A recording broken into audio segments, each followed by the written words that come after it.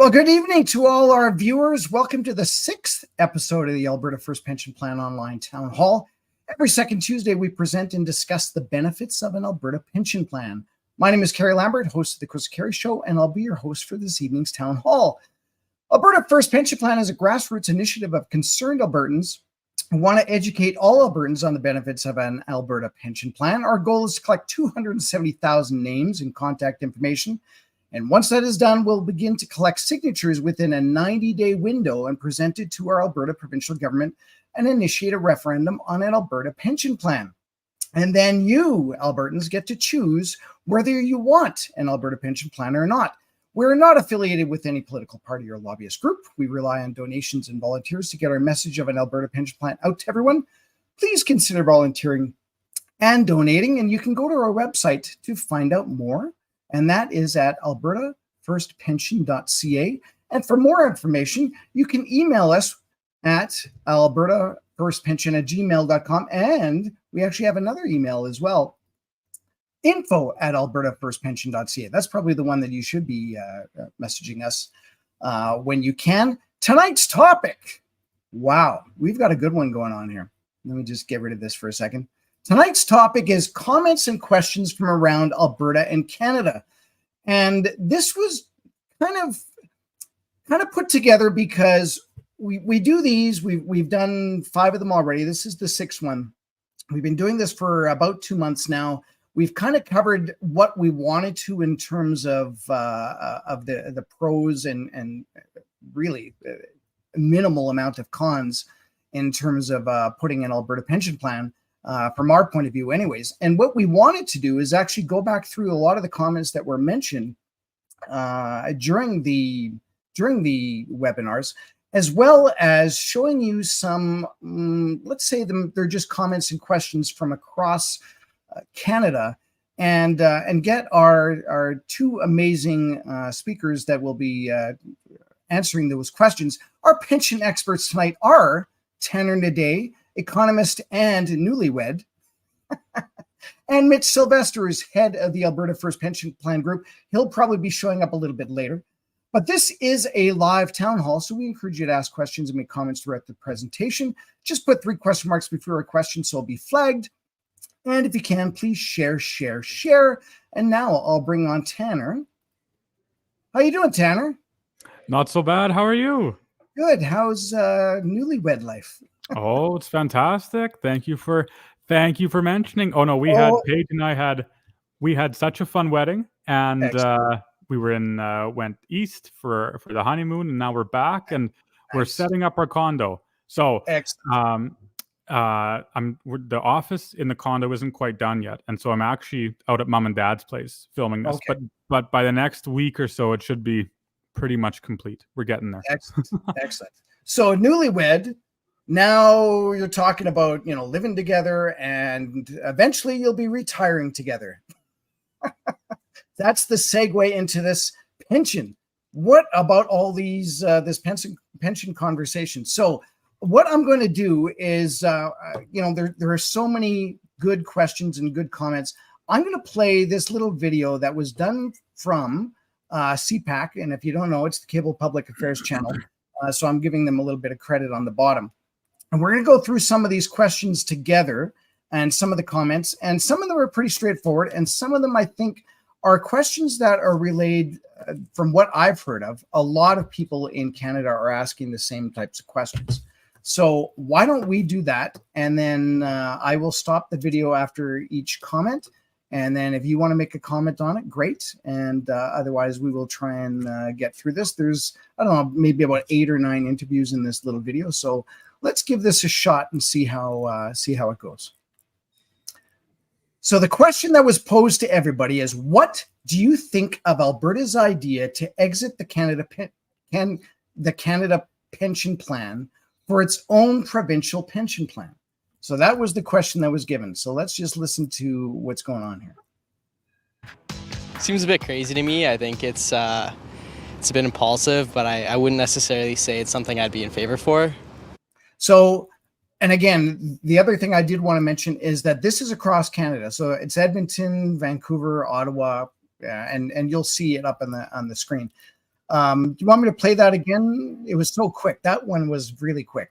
You want to make any comment on that, Tanner? I'll start again. He said, sure, go ahead. You play it again, sure. Yeah, I'll do it again.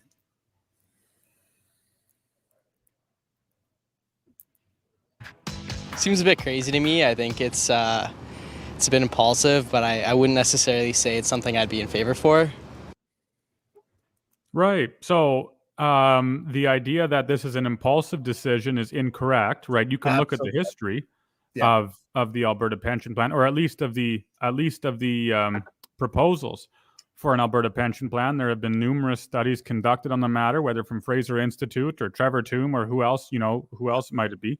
This stems back to even before Ralph Klein. We were at an event in Bonnyville, and an old MLA named Lloyd Snellgrove there, who was part of Ralph's caucus, was talking about how they had talked about this, even in the early 2000s. So it's not an impulsive decision. And then, of course, now I don't fault the interviewee for this. Of course, I'm sure he wasn't given a lot of time, but when you say you're not in favor of it, you have to say why. Right, you have to give a reason. But again, I don't think that's so much his fault as it is a consequence of a time constraint. So is it impulsive? It's not impulsive. No, it's not impulsive. Yeah. Oh, I agree. And even last week or 2 weeks ago, when we had Gordon Lang on, Gordon Lang was one of the authors, I guess, of one of the proposals 20 plus years ago. And so that was actually a bit of an eye-opener to me, having that conversation with him, that I didn't realize exactly the depth that had gone through 20 years ago. So you're right. This is not an impulsive decision. So let's go on to the next one. I think it's a good idea. I mean, I always support looking after Alberta first. I don't know too much about the new pension plan, but if it's looking after Albertans better, then I'm all for it. Good for him. There's nothing immoral about that statement at all. He's quite correct. You have you can look at that sentiment from a micro level. That is, look at the home, right? A father and a mother and parents have an obligation to look after their home first. And if an action is, one, legal, and two, permissible, if it increases the quality of life in the home, then morally the parents have to make that decision. Well, the same is true with the province, right? You can think of the province as just a large home. And in this case, although they often act like toddlers, government is to be considered the parents. They're the rulers over the home. And so if there is a decision which is moral and rational and legal, and it increases the quality of life for the participants in that home, in this case, Albertans, then they have a moral obligation. The government has a moral obligation to, in fact, pursue that option, which in this case is an Alberta pension plan. It's a good answer. Yeah. Yeah, and even the comment that he said he didn't know much about this. So a little bit of a back story on this particular interview. This was done last October. So last October, really, there wasn't much given out, right? Like it was the Alberta government gave out. I'm just going to quickly show this on the screen if it will show. I'm not sure if this is actually going to show, but let's just see. Well, I guess I can't while I'm doing that. Okay. So, but basically, I'll just paste in the comments here. There's a link here that was the Alberta Pension Plan, albertapensionplan.ca. So that was the website put out by the Alberta government. And in that, it basically outlines their idea. It talks a little bit about what happened with the LifeWorks report, etc. But again, if you were interviewed on the street in October, you probably haven't even looked into this. Right. So I think we are a little bit more educated since this came out. So that's really all I wanted to let people know about. And I was hoping I'd be able to show that, but you've seen it before. So let's continue on with this next conversation. Market point of view, it always makes sense to consider how to do your financial structuring to your best advantage. In this case, it's political and not being done to think about the best advantage for Albertans. And so that doesn't make any sense. Right. So again, we're advocates. We're strong advocates of keeping government totally separate from this plan, right? The gentleman is correct insofar as if government is involved in the pension process, just as it is with so many other economic factors in the province, then it will lead to, if not disaster, then certainly a less than desirable outcome, economically and otherwise. And so far from, this is one of my biggest grievances here with this entire enterprise is everyone thinks that proponents of an APP are hoping the government takes it over, which is so far from the truth, right? It's completely the opposite. Far from government taking over this pension plan, we want completely the opposite. We want to limit government's interaction with the pension plan to zero, to as much as we possibly can, far more than what it's limited right now. And so, it's almost, those types of comments are almost ironic, because far from being a checkmate against we who are proponents of a pension plan, those types of comments are actually tie us to those individuals insofar as we both believe that government can't be involved in the pension plan process. And then, of course, there's this, when they make those comments, there's this blind allegiance to the current pension structure, as if government isn't trying to involve themselves in it right now, which they are. One, through the board appointments to the CPPIB. Chrystia Freeland is the one who appoints the board members to the CPPIB. And, right, there is verifiable proof. There are articles all over the internet and in person paper of Trudeau and other Liberals trying to persuade the Canadian Pension Plan Investing Board, along with other pensions, to invest in Canadian infrastructure, at least to a larger extent than what they are right now. So we have political interference in the pension process, but that's never mentioned. That's always kept hush, right? No one ever talks about that, even though we're experiencing it right now, and we're trying to minimize that. So in a sense, we agree with the gentleman. It's funny. It's ironic, but it's true. Yeah, and the whole point of doing these webinars is to educate. And again, it's the propaganda that was going out in October when these videos were first produced. Things may have changed with their thought process by the time that that it is now. But I think these are good questions, and I think it kind of is a good cross section across Canada. So let's go on to the next question here. I think it's a horrible idea. As soon as you start segregating people's and international plans, you lose what little sense of national unity there is, and you just foster that divide between people that makes it easier to polarize a populace and get into real political trouble, unfortunately.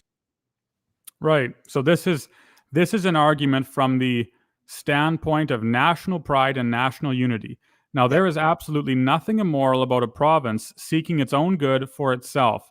There is nothing wrong with that. And if that fractures national pride or national unity, then far from being a country that's stable, you have a country that is unstable. If our neighbors are furious because we are doing well or because we're succeeding in life, then that is not a neighbor who wants, obviously, our good.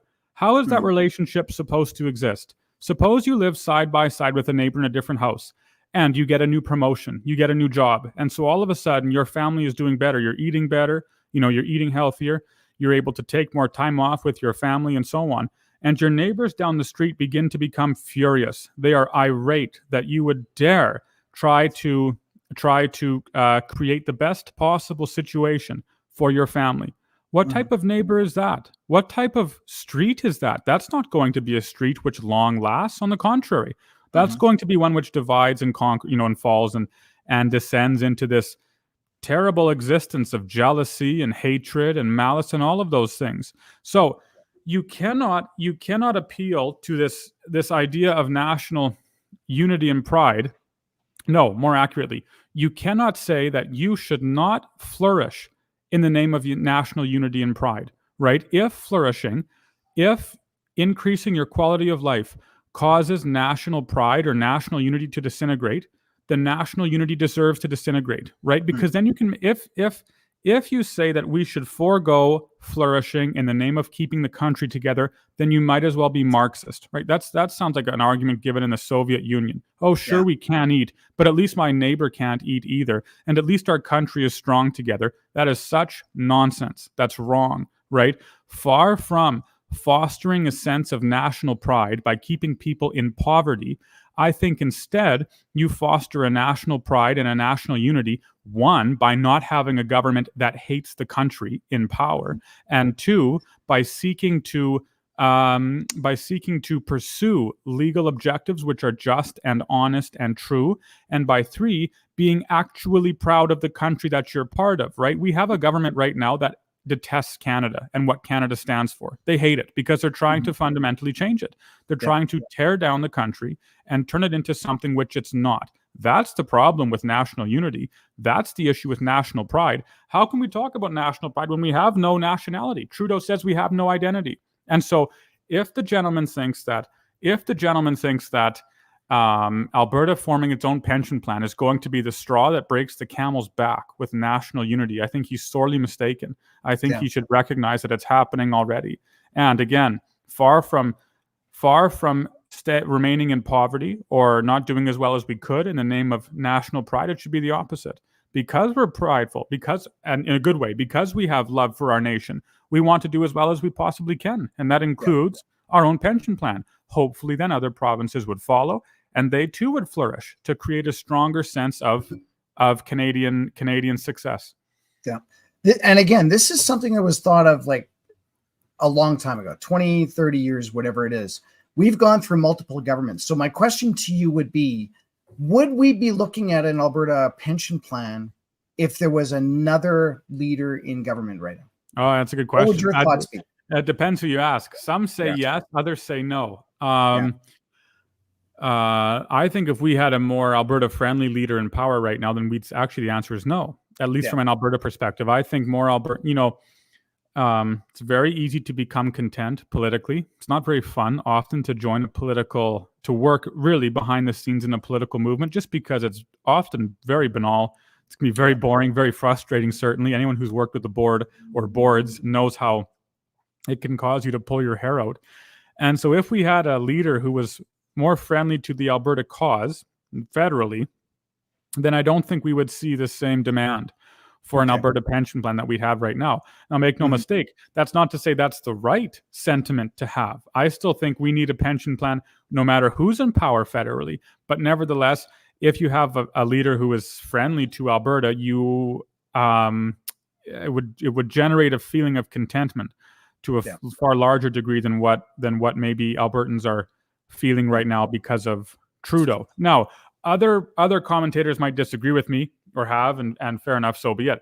But that's my opinion. Is that And you know, go ahead.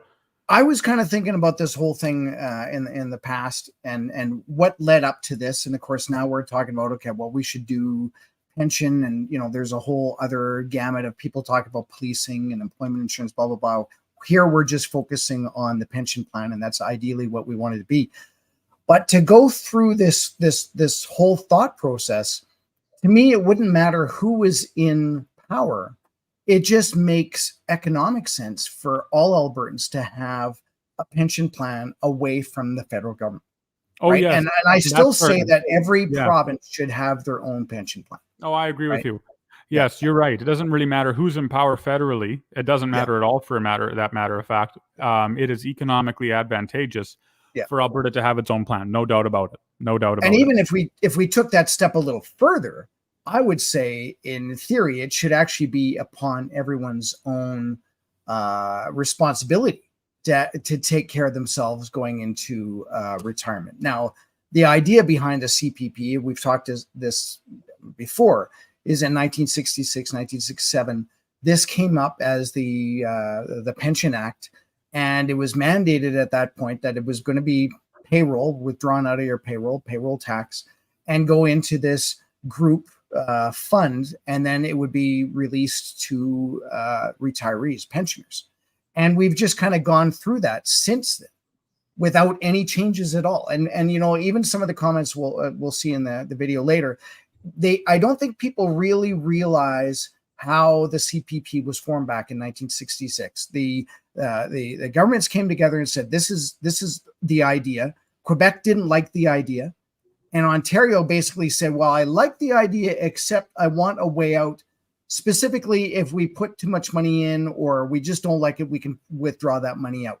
Yeah. That was probably more like a short-sighted thought that, within 5 years, if this isn't going to work, we just want to take our money out and probably do something else with it, right? That's the way I understand it to be. And now we've gone through 50 some odd years, almost 60 years of doing this. And now we're coming across this other threshold where Alberta could actually do this. And if Alberta does this, maybe BC can do it, and maybe Manitoba and Saskatchewan can do it. Yes, right? It's absolutely So, right.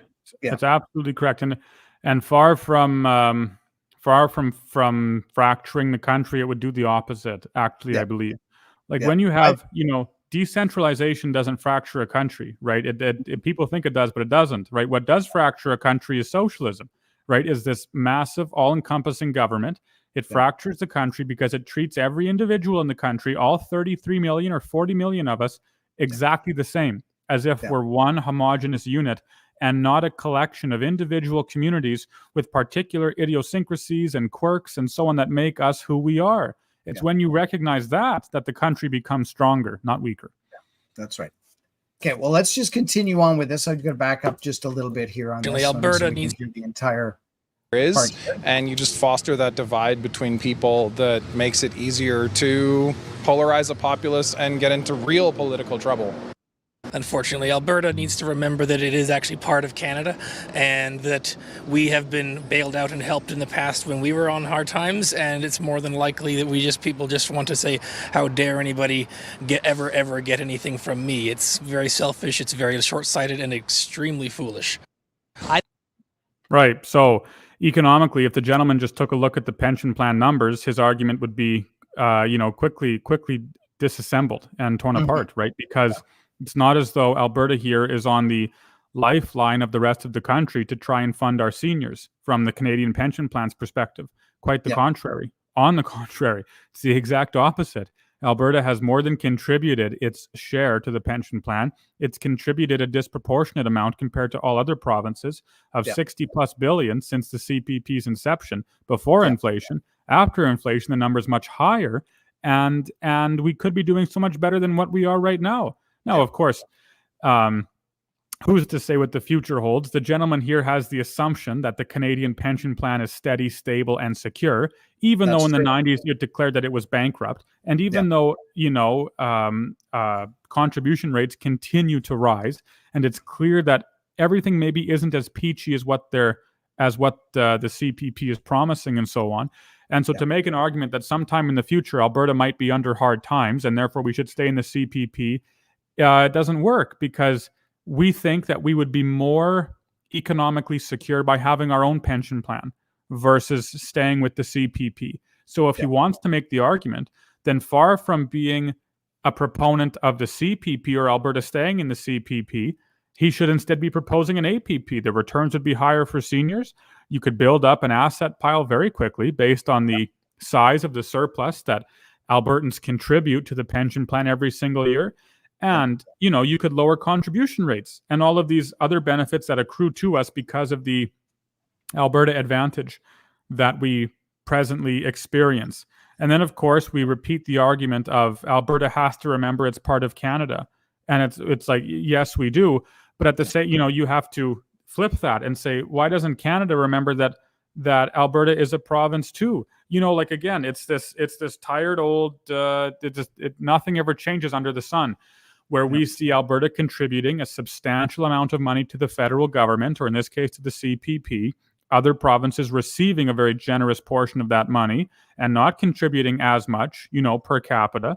And it happens time and time again. And so again, there isn't anything immoral or wrong with wanting what's best for you. That's not an immoral position to take, and certainly not for a province to take. So while we're not proposing here that you all of a sudden, up and split from Canada, instead we're not proposing that. Instead, this particular plan has one proposal, which is to give Alberta its own pension plan, which is constitutional and legal, so that Albertans can be better off than what they are right now. That's all. There's nothing radical about that. Yeah. And these short little clips, it's hard to see exactly what his rationale might be, but you kind of said at the beginning in terms of how it would be split and what would end up happening. And again, we've talked about this in other webinars. What would end up happening if Alberta did their own pension plan and Canada had to go and do their own?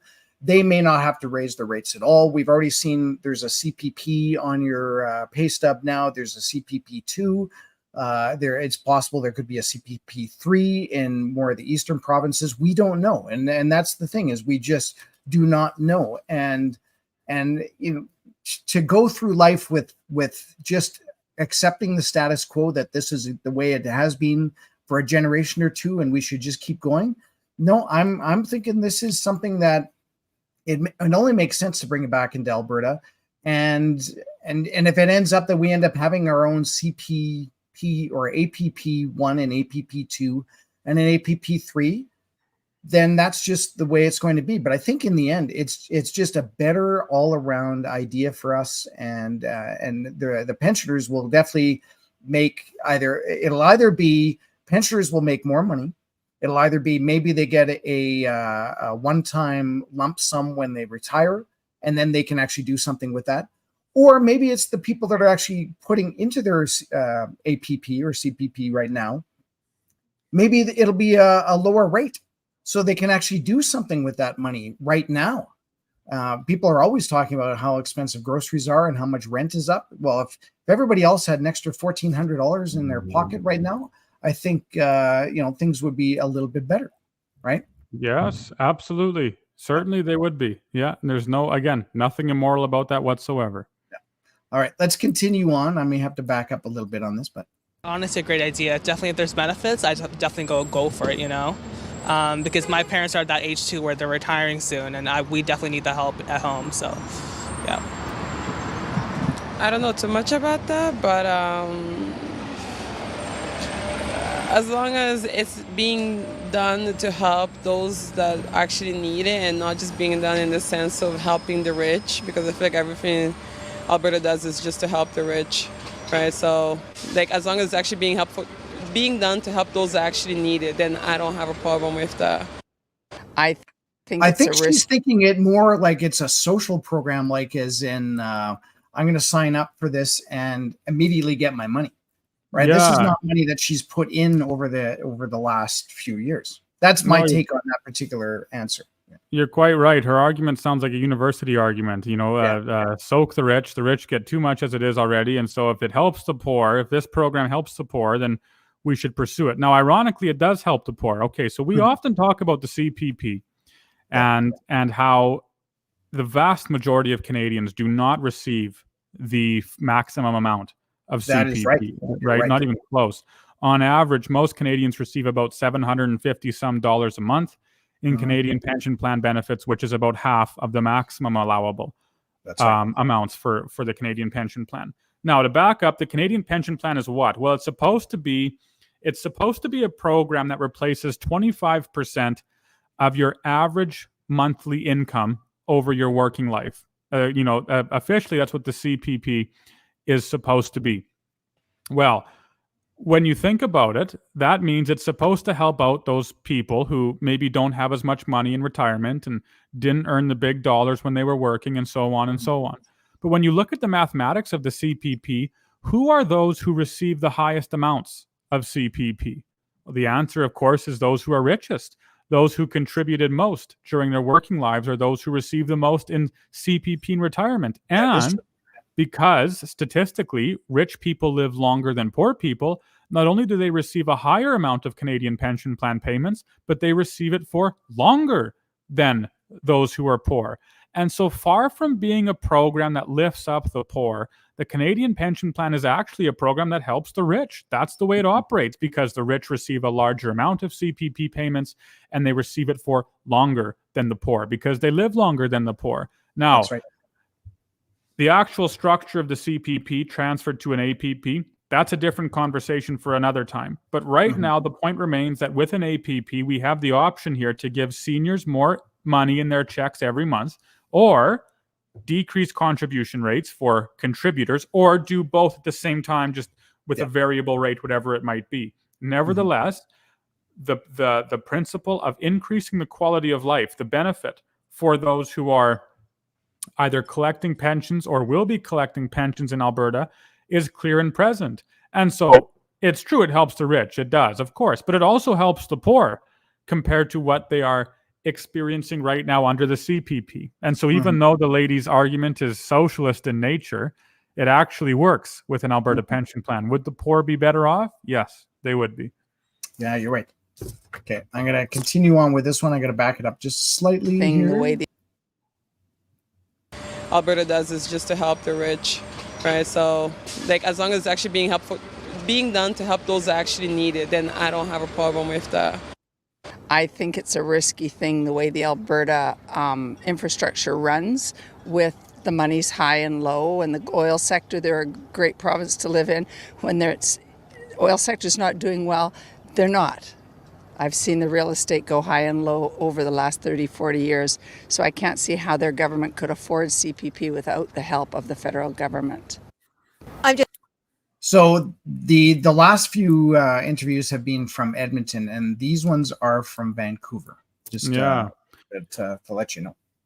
Yeah, the lady's assumption is that an Alberta pension plan would only invest its earnings in Alberta, and so it would essentially tie its returns to the Alberta economy, which simply isn't true, right?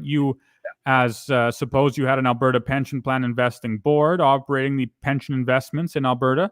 You would have them divest, just as all other pension companies do. We don't want them solely investing in Alberta. That's not the purpose of the pension plan. No, instead it's to manage money properly. It's to earn as much money as possible and make sure that money is there for you when you retire. So that even if the Alberta economy sinks one year and doesn't do so well because of an oil crash or something, the pension wouldn't be affected because it would be divested across a vast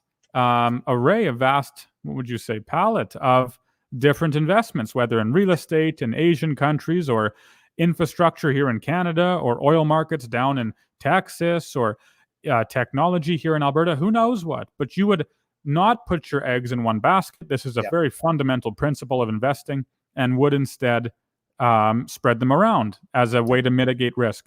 And so this pension plan would not be and is not meant to be tied to the Alberta economy. Yeah, that's right. Far from. Yeah, that's right. And we've kind of gone through the numbers in previous episodes as well. That CPP has been down about 10% statistically, right, over the last few years or whatever. But I believe last year they only did 1%.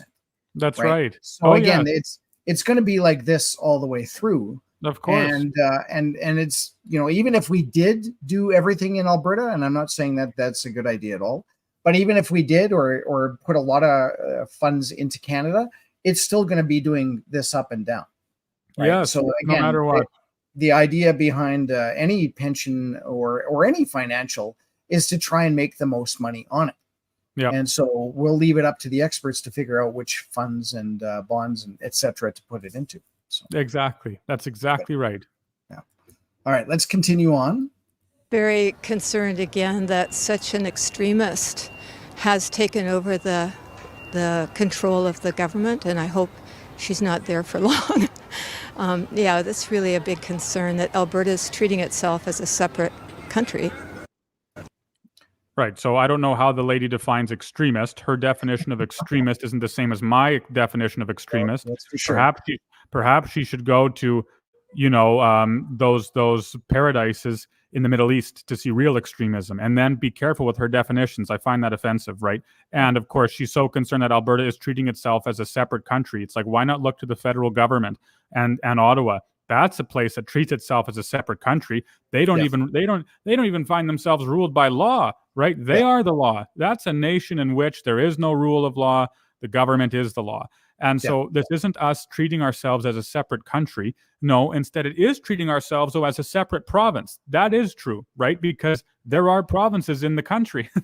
there's 10 of them, or what is it? 10, 13, and then 13 or 3 territories, right? Yeah. Right. Yeah. So 13 total. And they are separate, and they do have individual cultures, and they do have individual economic benefits, and they are different from each other. It's the fact that you can divide them at all means that they're different in some capacity.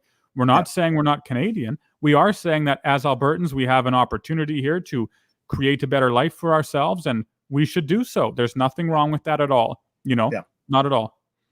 And what we're trying to do here again is to educate people on the benefits of doing this Alberta Pension Plan. This is not our premier coming in and saying, this is what we're doing and that's the way it is. Although my own take would be, I've seen the numbers, I've seen how it works. This would be a great idea to just go ahead and do it. But she's already gone ahead and said, no, we're going to do a referendum, but only when it makes sense and only when enough people have said that we're going to be able to do this. And with that, I do want to make sure that everyone realizes that when they're watching this, we really are nonpartisan. This is the benefit of all Albertans. We're not making any money. We're not even getting anything from the government in order to put these educational webinars on, to put our website up, to go out and do these meetings. We have not received a penny from the Alberta government, right? They are basically saying, well, when the Albertans come to us with the plan, then we will listen to it and do it. Well, guess what? There's us. This is the plan right now that we're going through and doing this. So there's a lot of pressure for us to get this done right. A lot of pressure for us just to even get through this whole process of collecting names and going through the referendum. So I really want to make sure that everybody understands that this is not an Alberta government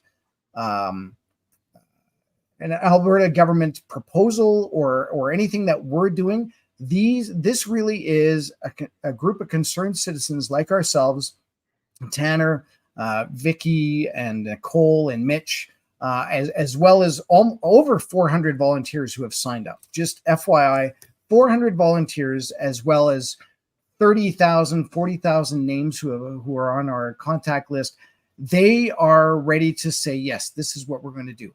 And so for someone to just say that this is just the idea that happened in Danielle's mind, again, we just talked about this.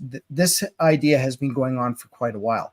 So it just happened to be that this is the group that said, you know what, I think we can push ahead and do this. So just wanted to relay that. Let's continue on with another one. I just can't believe that. I mean, I just think, thank God we live in BC and we live in Canada, but just, we're looked after, I think, pretty good compared to other countries. I know what I'm going through. I've been dealing with some cancer, but, the agency's been the best for paying for medications and stuff. And on the pension side of things, I don't know how they're going to be able to stand on their own to do that. That really came out of nowhere. Again, I think October, they probably just heard it on the news and they just said, well, this is ridiculous. I've never heard anybody talk about this before. Yeah, I sympathize with the gentleman's medical condition, but yes, absolutely. One of the most insidious things a person, can believe is that government takes care of them. That's nonsense. That isn't true. And if government does take care of them, it always comes at a cost, at a price, which is much higher than just the monetary value we might immediately see. Right? It always comes with a hand or two hands being tied behind your back and you being forced upon your knees to bow to the altar of Ottawa. And so it's a very dangerous thing to assume that government takes care of you. Even this pension plan is funded for by taxpayers, not by government. Yes. It's funded for by individuals. And then if I were discussing the pension with this man, I would say, what exactly are, you talk about the benefits of the pension. What exactly are the size of your benefits? What are your rates of return over your years of contributions? And my guess is he might be uncertain of what the specific numbers are. And then when he hears that they are 2.5% or 3% or maybe 3.5%, if he did very well, his position may change. It might not, but it would certainly be not as solid, I think, as it is in that video. It's not as though the Canadian pension plan is this financial juggernaut that keeps Canadians afloat. Far from, right? We said earlier that the average rate of return per month for Canadians, for new pensioners, is about $750, $760 a month. That's all. And when you consider how many years you contributed to the Canadian pension plan, and when you consider how well you could have done, how much you could have earned per month if you had put that money into a private pension fund or into a private investment, all of a sudden we realize that the Canadian pension plan is not so economically beneficial, at least not as much as it seems. Yeah. All right, let's continue on. Different ideas from what I've seen in the news lately. I don't know. I think the CPP is very well funded and it's very well established. I don't see the big advantage. I know Quebec has their own pension plan and it seems to be working, but to just step away from one that's, how are they going to keep the funding going, and who's going to run it, who's going to manage it? And because a lot of people in Alberta are making very good wages and they're probably putting a lot of money in, but if they can make it work, good for them. So these are the bulk of the questions that we get for this. And even Diane had just said, hi, Diane, Quebec left CPP and has its own pension plan, so why can't Alberta? So Diane, that is not entirely a correct statement. They didn't leave CPP. They were basically, back in 1966, 1967, they formed their own pension plan alongside with CPP. And like we said earlier on in the episode, that Ontario said, you know what, we're gonna have a little bit of a caveat, some wording in here that if this doesn't work out, we can pull out what we've put in. And essentially that's the situation that Alberta is in right now. We just don't like the way it's been done over the past so many years. We want to take out. And there was never a time limit on anything that was written down in the Pension Act. So Quebec didn't leave CPP. They essentially did their own pension plan at the same time. So, and they're just doing things a little bit different. And even when we talked with Gordon last week, he did mention that there are some benefits and some little tweaks that they've done. They do pay more into their pension, according to Gordon, but they do get back a little bit more. I'm not quite sure what the actual specifics are. I don't know if you can answer any of that, Tanner, but it does sound like maybe they get some other benefit that we may not. Yeah, the biggest benefit that Quebec enjoys, in my opinion, is the widower's pension. Their widower's pension is far superior to ours, and so it's variable how much difference there is.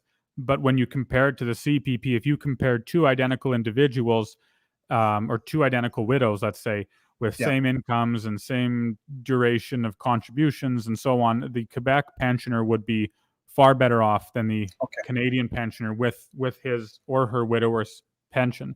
And you're exactly correct with the QPP. The gentleman actually at the end, he said what we believed, which is if they can do it, why not? Absolutely.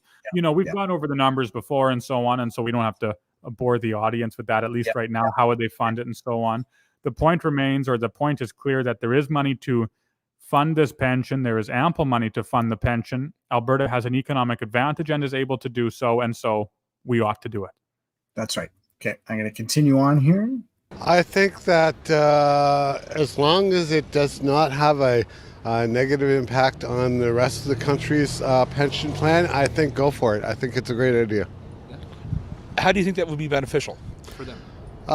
Because it gives Albertans a sense of belonging and a sense of security within their own province. And with the way the oil and gas industry is going, it's important to have alternative options and other financial mechanisms in place to ensure that Albertans have a safe and wonderful Canadian lives. And again, so that is from Ottawa. Now, the last few comments have been from Vancouver.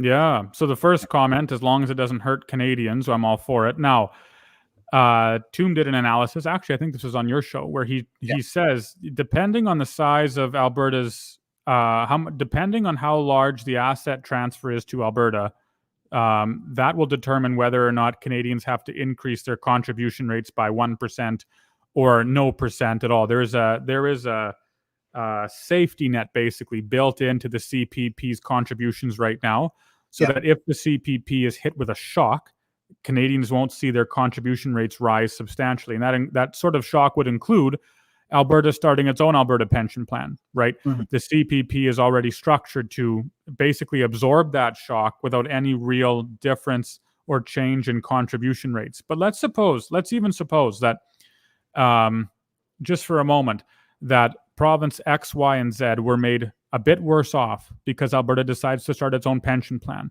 Does that therefore, can we conclude that Alberta, by doing so, is acting immorally? And again, I think the answer is no, as a matter of fact, right?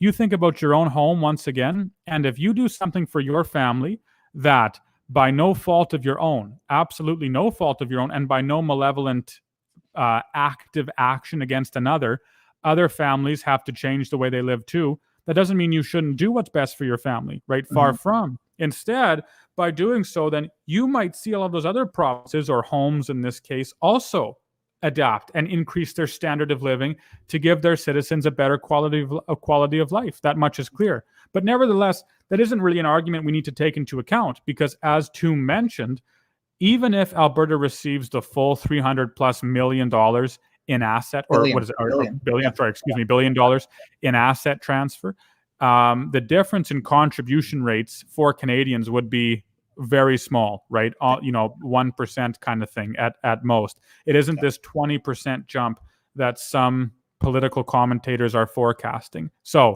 would there be a difference? Actually, no, really not. And that, again, that's assuming that $300+ billion asset transfer would change Canadian contribution rates by 1%, maybe. Not a huge 30% jump. And you know what? Actually, it's a very good segue into this question that was asked. Darlene says, for those already receiving CPP, when we then transfer to the Alberta Pension Program, would we transfer to the Alberta Pension Program when we leave CPP? And so I wanted to bring that up because it really is, if that asset transfer comes over to APP, the Alberta Pension Plan, you will now be receiving your pension checks from the Alberta Pension Plan. That's the way it's going to be. And, that's correct. And there is a 3-year kind of window that we will be implementing all this. So once we say, yes, this is what we're going to do, and really, there's really no reason why the government couldn't be going through the process of all the regulation and stuff to start doing it now, but they've decided to hold off really until they decide that this is actually going to happen. Then there's that 3-year window. And the idea behind that is so that the seniors that are collecting, there won't skip a beat on a month, because that is not the goal. We understand that the pensioners they need their money and they need it to be done on time. And that's why we need that amount of time in order for it to come in. So when that asset transfer would happen, then it would be part of Alberta in order to make sure that you end up getting it. So having said that, we've had this conversation about, let's just say hypothetically, actually, it's very true. I grew up in Manitoba. I worked half of my life, or a good quarter of my life anyways, working there. And then I moved to Alberta and I'm contributing the CPP. And then all of a sudden now we're going to transfer over to the APP. So now I've got CPP that I've done in Manitoba, CPP that I've done in Alberta, and then an Alberta pension plan that I've done in Alberta. Oops, we lost him. I may have actually done that. I may have clicked him. We'll end up doing that. But that was my question to Tanner, was whether or not how all that works in terms of whether or not it's the money flows wherever you are. So, and we've already talked about this in other episodes. If we ended up having someone working in Quebec, they're working in Montreal, then they come and say they work in the oil field up in Fort Mac, they're contributing to CPP. Things change to an APP. They're now collecting or contributing to APP. Then they go back to Montreal. They retire in Montreal. All that money follows. And that's the whole reason why it takes 3 years in order to implement this, so that we've all got an idea of where that money is supposed to go. So you get part of your QPP, you get part of it as CPP, and you get part of it as APP. So yeah, you'll end up getting 3 checks, but it will add up to whatever the amount is. So it's not like if you contributed more in APP, you're going to get the maximum in APP, and then you get a little bit in terms of QPP. That's not quite the way it's set up. So, now Tanner hasn't come back, so I'm just going to maybe just give him a quick text if I can and just see. And any other questions, maybe we can ask if anybody has any other questions in the meantime. There you go. There's Tanner. Save the day. Am I back? Did I do that, or did you? No. Was it your laptop that died? We just had a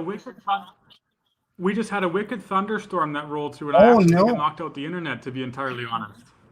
Oh wow. Okay. Well then, I thought maybe I put my hand down and hit a keyboard. So, anyways, I kind of wrapped up the whole idea with that. Was that if you were living, this is what happens with live stuff, right? but it's good. I mean, that way we can actually have people ask us questions. So anyways, the short version is that if you grew up in Quebec, you did part of QPP contributions, then you moved to Fort Mac, did into CPP, and then it rolled over into APP, and then you moved back to Quebec. That money would still follow you. You'd still get a check from QPP, you'd get a check from CPP, and a check from APP, and it would add up more than likely to that initial amount that you would get from CPP. So does that all make sense to you, Tim? Yeah. No, it's exactly right. It just the money follows you, and that's right. You could you could do 2 checks at the end if you wanted to, but I think your way sounds easier, to be honest. And so you know, that would be up to the actual. And as long as they all come in, whatever it is, the first of the month, the end of the month, whatever, then I think that's really all that people care about. That's exactly, as long as the amount is the same one way or the other. Yeah. Okay, I'm going to play this. Hopefully this, I know you're on your cell phone now, so hopefully you'll be able to hear and see this. So. Well, I suspect it's more due to politics than it is economics. I don't think it's an advantage for provinces beyond Quebec to begin to develop their own plans. Well, that makes the Canada. So again, I think the speculation was that Quebec broke away from the CPP and started their own plan, and we've already talked about that. That's not exactly the way it is. So. Right. That's exactly. Yeah, they started their own plan right from the beginning, and they've proven that it can be successful. So why not us too? It's exactly right. Yeah. And likewise, they're certainly not banging on the door to say, you know what, QPP is not working out very well. Can we join the CPP? They have yet to do that, right? So. No. Yeah. Exactly. No, that's you all. I have yet to find a man or a woman from Quebec who says I'd prefer to be in the CPP compared to the APP or the QPP, excuse me. Yeah. Okay, I'll continue on. I think there's 1 or 2 left here. Perhaps a little less strong because they've got a very wealthy province that leaves it. But apparently they can do it legally if they wish. So it seems to work in Quebec. I haven't heard any problems. Nobody writes about it. Just like we just finished saying. So I think we can continue on. This is a good one. This is even though they're in Ottawa, they're actually from Alberta. So this is a really good one to listen to, because I think this might be the icing on the cake for a lot of people that may be a little concerned about going from a CPP to APP. So listen. No, we don't like that idea at all. We don't think that's a good idea. We don't think Alberta is a good investor. Generally, we don't think they've done a good job of investing. The Heritage Trust Fund, for instance. And no, we don't think that's a good idea. And most people in Alberta don't think it's a good idea, I think. I hope.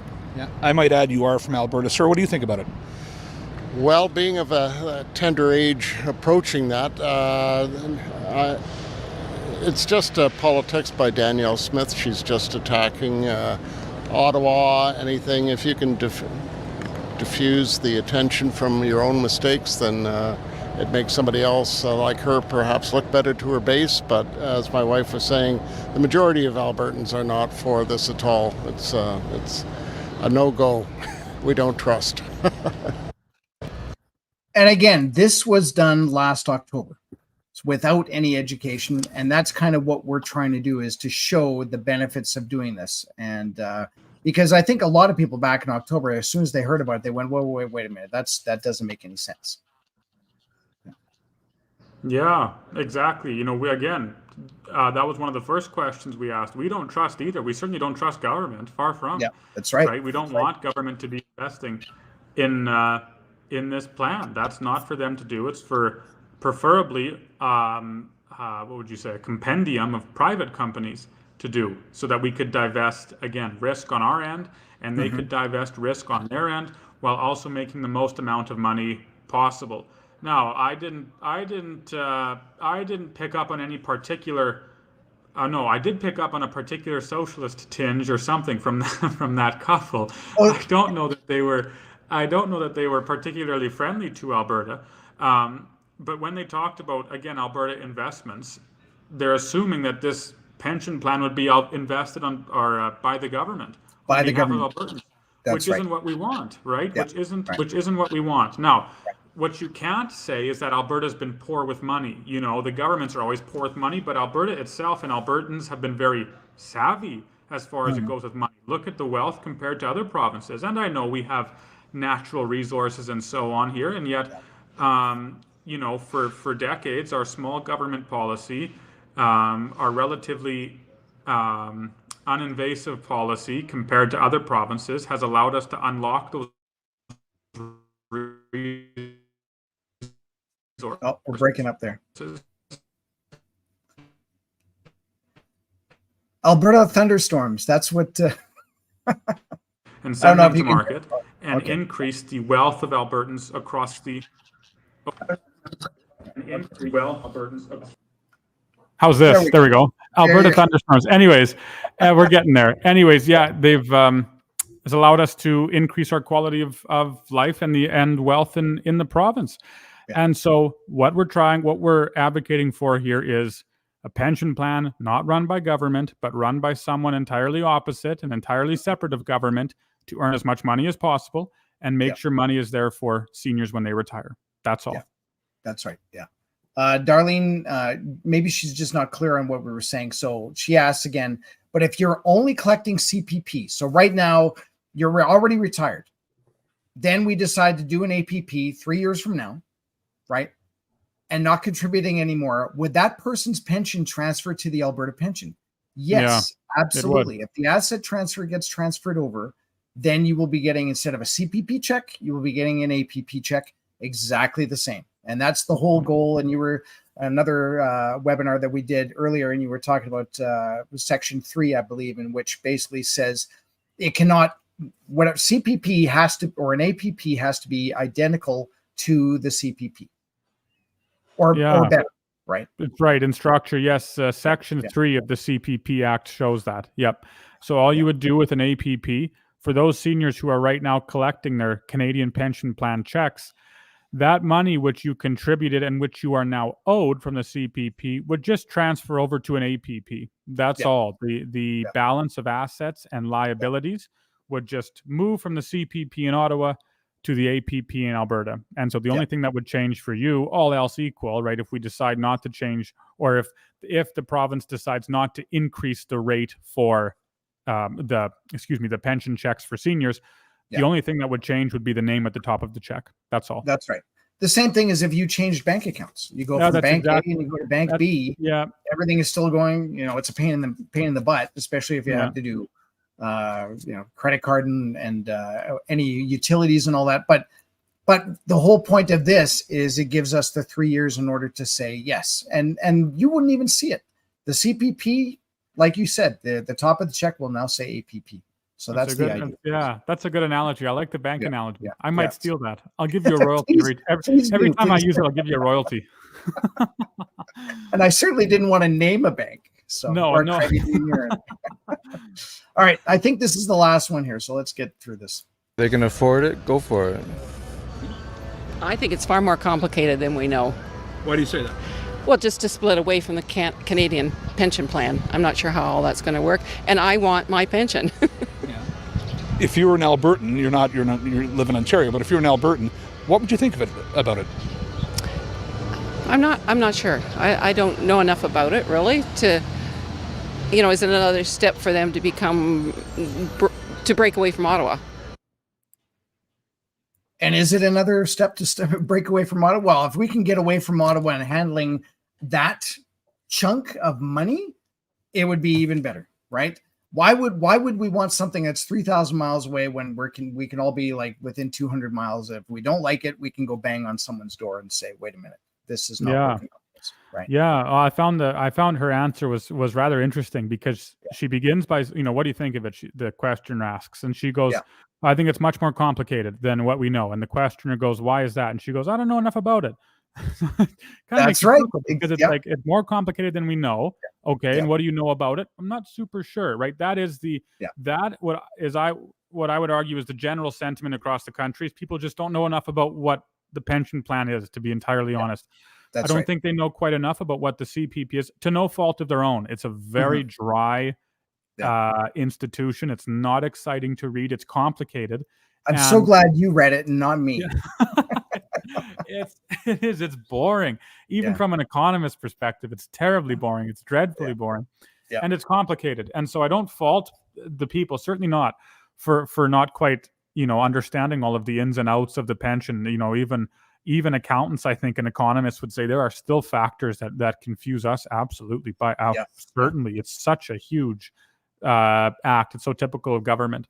And so I think a lot of the confusion and a lot of the fear comes from just a not understanding of what the CPP is and a not understanding of what the APP is, which is why I think it's so valuable that we have these information sessions like this to try and increase the amount of knowledge surrounding the pensions. Yeah.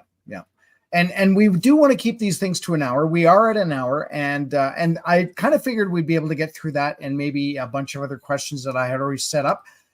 Where that's going to be saved for the next Tuesday. Are you around in 2 weeks? Are you able to come back and do that? Yes, we'll see what, depending on time. We'll chat after. Okay, good. Well, then we'll figure that out. And likewise, the questions that I've got, the comments that I have, and they're all kind of, a lot of them are positive, but there are ones that are like this. Yeah, sure. Hands off our CPP, sure. Right?